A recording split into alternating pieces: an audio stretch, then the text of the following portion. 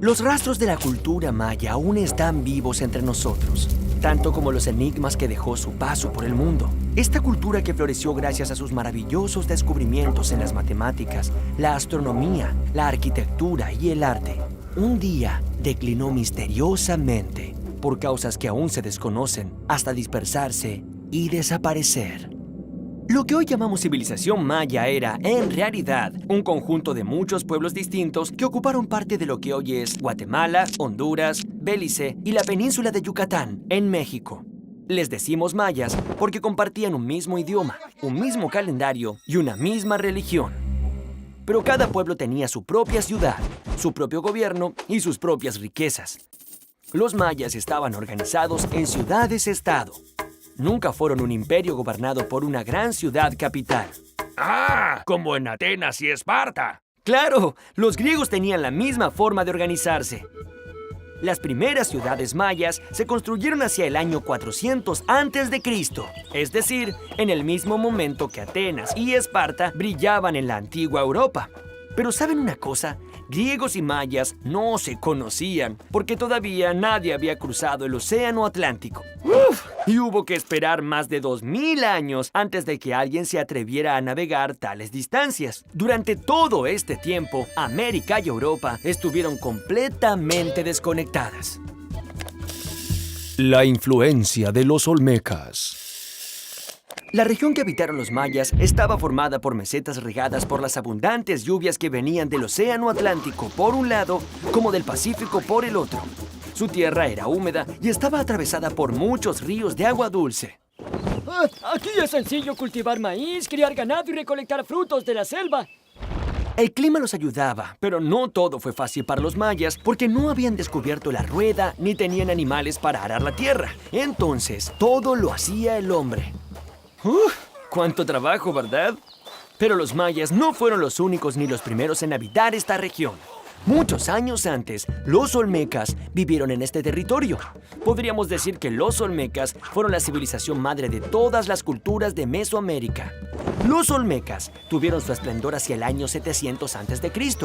En ese momento, las pequeñas tribus mayas estaban naciendo y fueron adoptando de ellos conocimientos para construir templos, para pensar el calendario y para escribir. Los mayas también heredaron de los olmecas muchos rituales y prácticas religiosas, entre ellas la adoración por el jaguar, que por su fuerza y agilidad era un animal sagrado y se lo relacionaba al poder del rey. Templos y ciudades.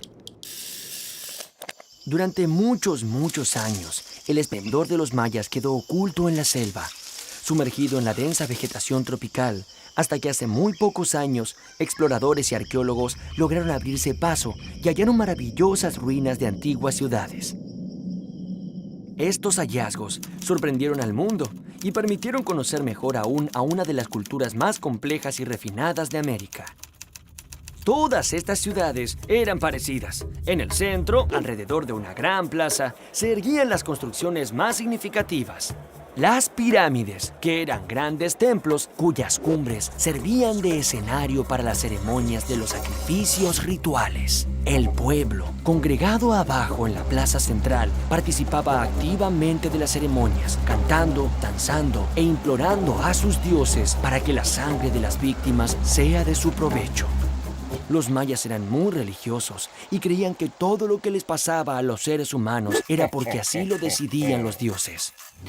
Por este motivo construyeron estos enormes templos donde practicaban rituales en honor a sus dioses.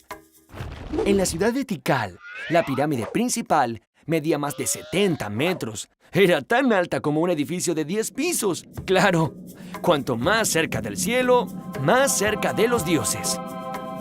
Las pirámides alcanzaron tales dimensiones de una manera muy peculiar. Cada vez que un rey moría, los arquitectos mandaban a construir una capa sobre la pirámide existente. Así crecía paulatinamente, capa sobre capa, como gajos de una cebolla. Alrededor de los templos vivían los sacerdotes y los gobernantes. Un poco más allá, los jefes militares, y aún más lejos vivían los comerciantes y los artesanos. Y afuera de la ciudad, cerca de los campos de cultivos, se encontraban los campesinos y los esclavos, cuyo trabajo era la base de toda la sociedad. El calendario.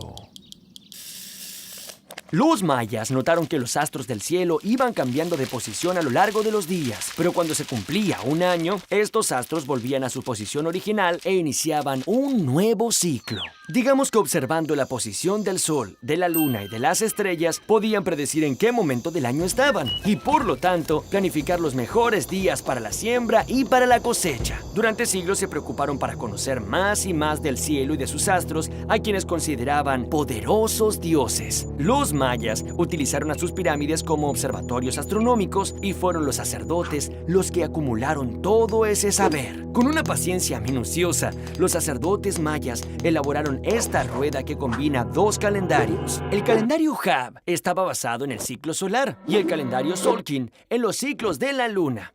El calendario solar de los mayas era de 365 días, igual que el nuestro. Sin embargo, su manera de entender el tiempo era totalmente diferente a la nuestra. Los mayas no creían que el tiempo fuera lineal, es decir, que fuera una línea recta sobre la que se montan los días uno tras otro y siempre hacia adelante. Para ellos, el tiempo no tenía ni principio ni fin. Cada año todo volvía a comenzar. Por eso, la forma de la rueda. Los mayas fueron los maestros de los números. Llegaron a hacer cálculos matemáticos que sobrepasaban los 1,000 millones.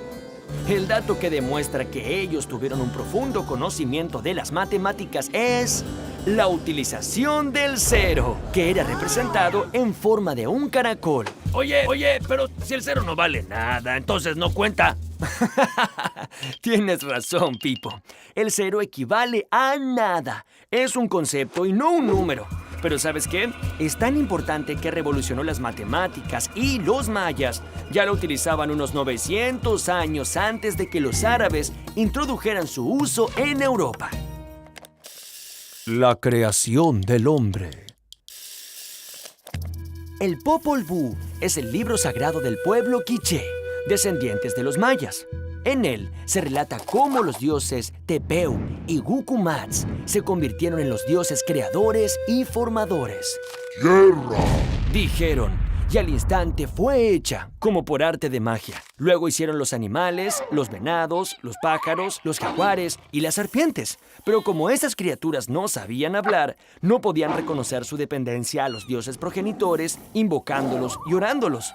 Los dioses resolvieron castigarlos y condenarlos a que su carne sea comida y sacrificada. Ante el fracaso de la primera creación, los dioses fabricaron otro ser. Esta vez lo hicieron con tierra y lodo, pero vieron que no estaba bien porque se deshacía. Estaba blando, no tenía movimiento ni fuerza. Rápidamente se humedeció dentro del agua y no se pudo sostener. Tepeu y Gucumatz estaban desilusionados, pero insistieron una vez más. Entonces consultaron a los adivinos cómo hacer el hombre, y estos dijeron: Conviene que se junte la madera y que ésta sea labrada por el Creador. Al instante, fueron hechos muñecos de madera, pero salieron tontos, sin corazón ni entendimiento. No se acordaban de su creador y caminaban sin rumbo. Los dioses, muy enojados, mandaron un gran diluvio de lluvia negra como las tinieblas. Desesperados, los hombres de madera corrían de un lado al otro. Muchos fueron aniquilados y otros encontraron protección en los árboles. Así pues, hubo que hacer una nueva tentativa de crear y formar al hombre. Hagamos un ser que nos sustente y nos alimente. Esta vez los dioses probaron a ser seres obedientes y respetuosos. De este modo, hicieron a los seres humanos que hoy existen en la tierra. El juego de la pelota. Una extraña manera de contentar a sus divinidades era a través de un juego. El juego de la pelota. ¡Ah, jovencitos! Pero nada tiene que ver esto con el fútbol que jugamos nosotros. Ellos no tenían que hacer un gol en un arco, sino tenían que pasar esta pesada pelota de caucho dentro de este anillo de piedra que se ponía en la pared. ¡Ja! ¿Les parece sencillo? Bien, escuchen esto. Las cosas se complicaban cada vez más, ya que estaba prohibido usar las manos o los pies. Solo se permitía golpear la pelota con los hombros, las rodillas y las caderas. El juego era tan violento que los jugadores terminaban muy lesionados, pero más vale lesionado que perdedor. ya que el equipo vencido sería sacrificado y su sangre serviría para honrar a los dioses. Bueno, creo que perdimos. Documentar el pasado. ¿Quiénes son estos hombres esculpidos sobre la piedra?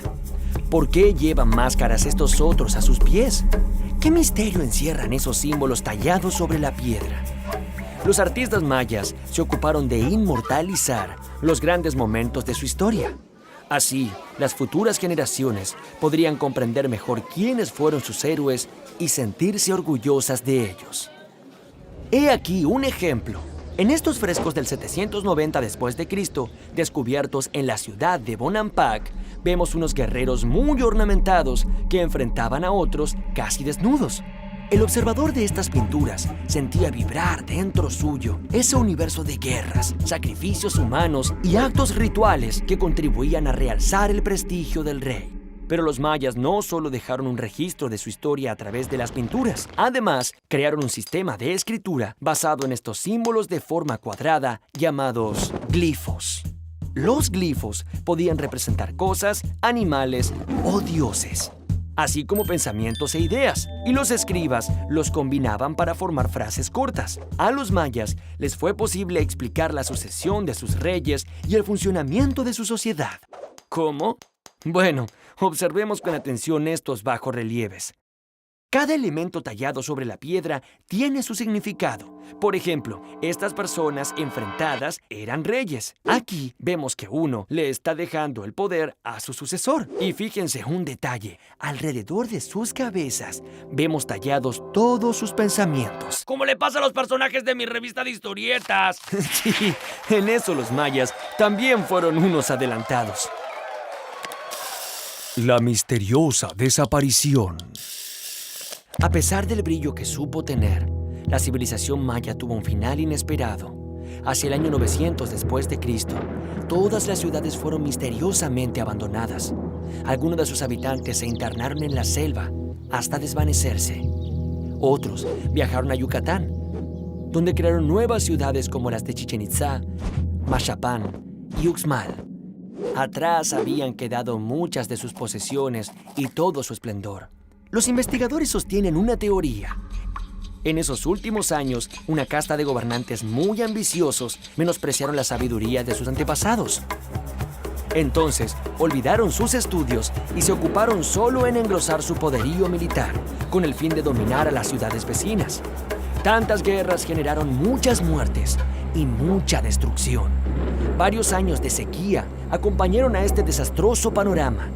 Y esto generó tanta hambre que los sobrevivientes tuvieron que abandonar sus hogares y emigrar hacia nuevos horizontes. En el año 1527, cuando llegaron los españoles, unas pocas ciudades muy debilitadas se disputaban el poder del Yucatán. Pero no se crean que fue tan fácil para los españoles someter a estos pueblos. Como los mayas tenían muchas ciudades pero no poseían un gobierno centralizado, estos tuvieron que combatirlos pueblo por pueblo y se demoraron casi 200 años en conquistarlos.